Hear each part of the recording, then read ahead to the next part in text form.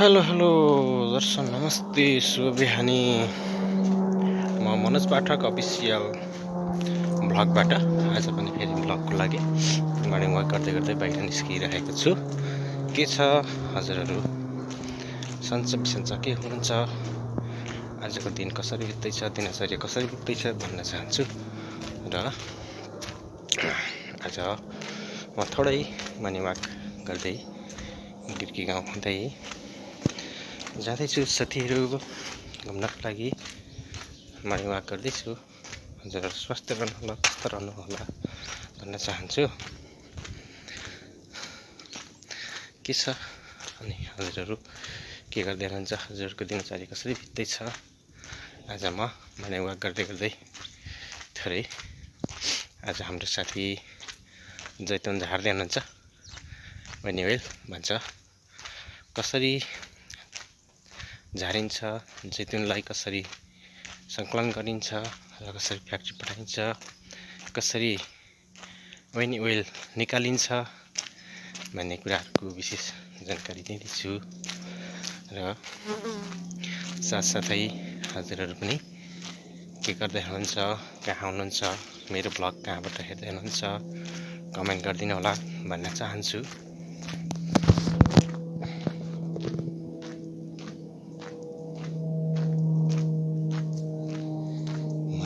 यो जिन्दगीले छुट दियो कहीँ छुट दियो आफ्नो बानी, कहीँ छुट परै बानी। यो जिन्दगीले छुट दियो गनी।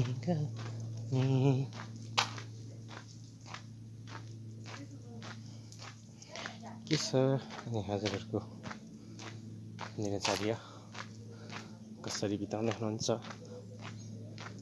कुन कुन देशबाट हुनुहुन्छ। म चाहिँ युरोप ग्रिसबाट हजुरहरूलाई भिडियो गरिरहेको छु है साथीहरू।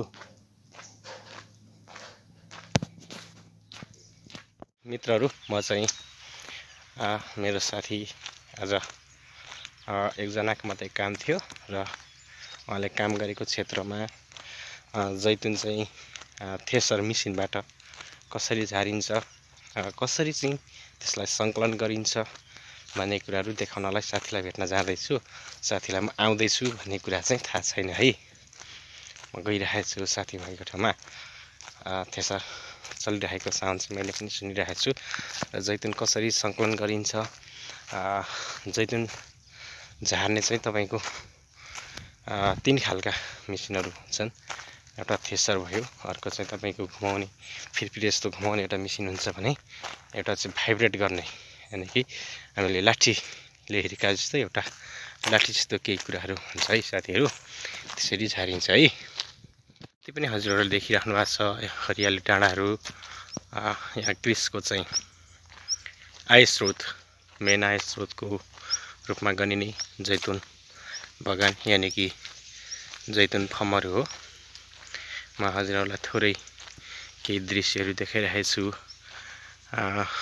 तपाईँको यहाँ पनि तपाईँको आय स्रोतको लागि यहाँ हाम्रो नेपालमा चाहिँ हरियो वन नेपालको धन भनेर भनिन्छ भने यहाँ चाहिँ हरियो वन नेपालको धन भन्ने जस्तो होइन कि यहाँ चाहिँ ग्रिस लगाउने र यहाँको कृषकहरू आय स्रोत आम्दानीमा कसरी जान सकिन्छ भन्ने कुराहरू यहाँको ग्रिस सरकारले सोच्नु भएको छ। International business, international sale, international बजार, विश्वव्यापी बजार बनाउनु भएको छ यहाँको सरकारले।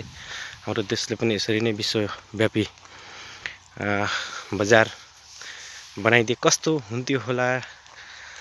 हरेक कुराहरू कृषिमा अनुदान दिएर हरेक कुराहरूलाई कसरी आम्दानी गर्न सकिन्छ भनेर हाम्रो नेपाल सरकारले पनि यसरी नै सोचिदिए, यसरी नै कृषकको लागि गरिदिए कस्तो हुन्थ्यो होला भन्ने मलाई लागिरहेछ मित्रहरू।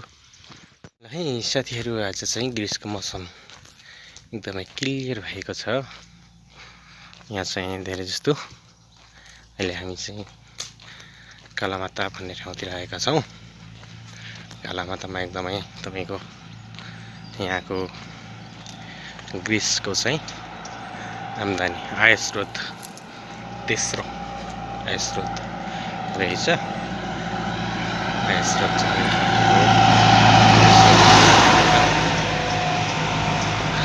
तपाईँको यो मेन ग्रिसको चाहिँ आय स्रोतमा पर्दो रहेछ।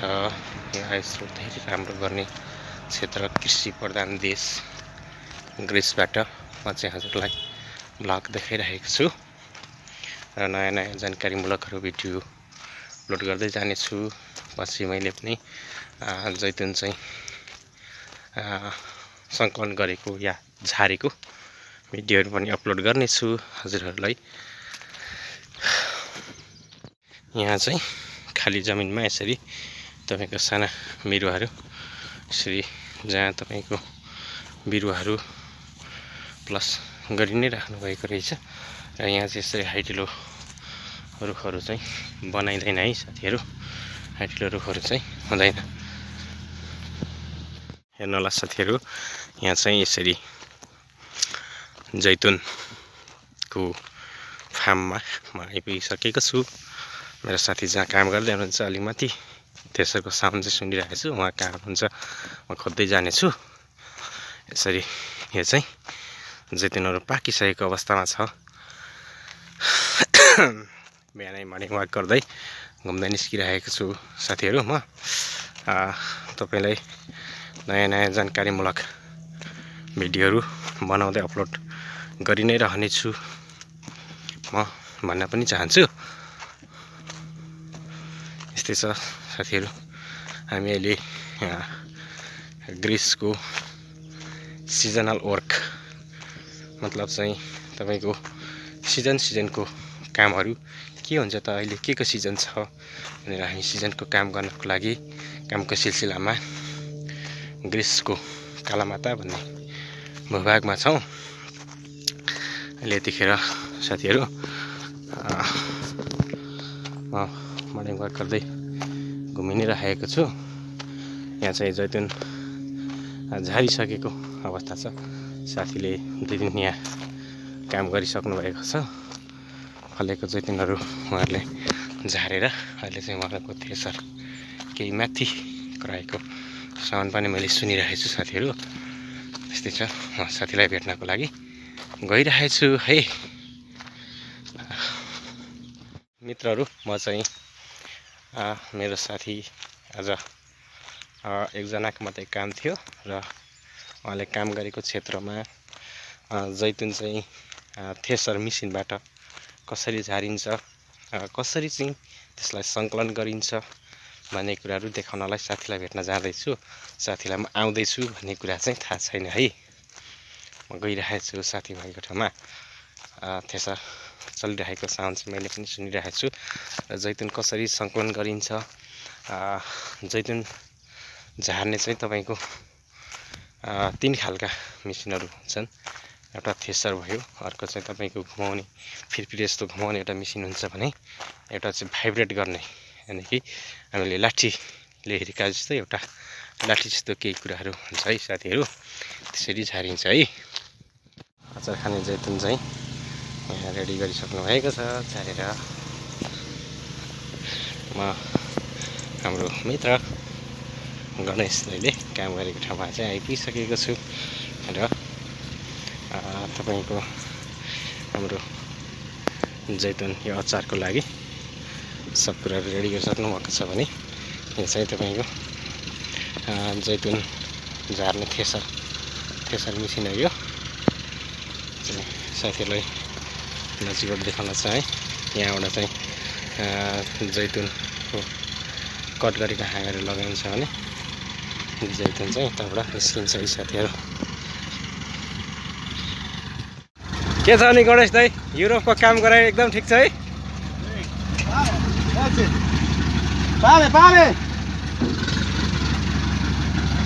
यहाँ चाहिँ गणेश दाइले काटिसकेको भएको रहेछ। जैतुनहरू यसरी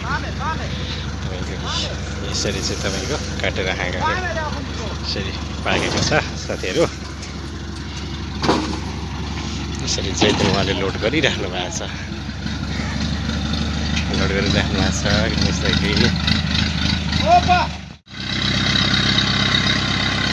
यसरी चाहिँ जैतुन सङ्कलन गरिन्छ है साथीहरू। अहिले चाहिँ जैतुन सङ्कलन गर्दै हुनुहुन्छ। म हजुरहरूलाई झारेको भिडियो पनि देखाउँछु है साथीहरू। यसरी जैतुन सङ्कलन गर्दै हुनुहुन्छ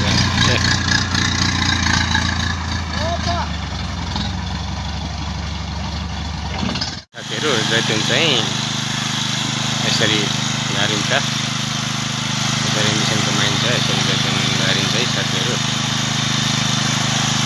यसरी झार्नुहुन्छ उहाँहरूले जैतुन। यसरी फलमान्छेहरूबाट झारिन्छ। यो चाहिँ जैतुन झार्ने मिसिन हो भने यो साथीहरूले जैतुन झारिराख्नु भएको छ हजुरहरूलाई। पछि मैले आफै पनि झारेको कन्टेनरहरू बनाएर हाल्ने थियो। त्यो चाहिँ हाम्रो दाजु अर्कै मालिककोमा आउनु भएको थियो। उहाँ अर्कै मालिककोमा आएको भएकोले गरेर एकजना मात्रै चाहिएको उहाँलाई भनेर चाहिँ उहाँले भन्नुभएको थियो र उहाँ यहाँ मात्रै दिइहाल्छ। एकजना मात्रै झार्नुभएको छ है। यसरी झारिन्छ जैतुनहरू। हजुरहरूलाई यस्तै सानसाना कृषिका कामहरू र कृषि औजारहरू कसरी गरिन्छ, कसरी चलाइन्छ भन्ने जानकारीमूलक भिडियोहरू बनाउने छु। र अहिले म तपाईँलाई प्रेसरमा जैतुनका काटेका हाँगाहरू चाहिँ कसरी लगाइन्छ, कसरी गरिन्छ भन्ने कुराहरू पनि हजुरहरूलाई देखाउने छु।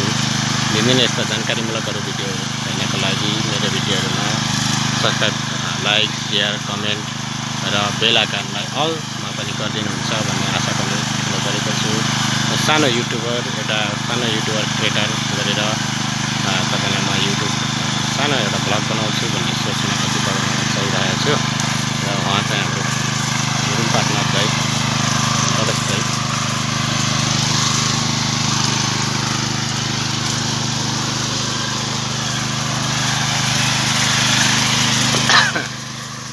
यसरी राखिराख्नु भएको छ हाम्रो रुम पार्टनर ठाउँमा।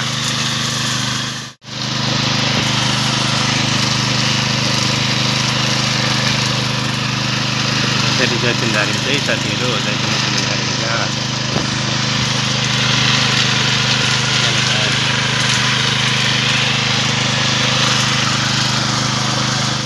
साथीहरू। यस्तै जानकारीमूलक भिडियो हेर्नलाई मनोज अफिसियल ब्लग हेर्दै गर्नुहोला, सेयर गर्नुहोला, लाइक गर्नुहोला, कमेन्ट गर्नुहोला भन्दै आजको भिडियो चाहिँ अन्त्य गर्न चाहन्छु।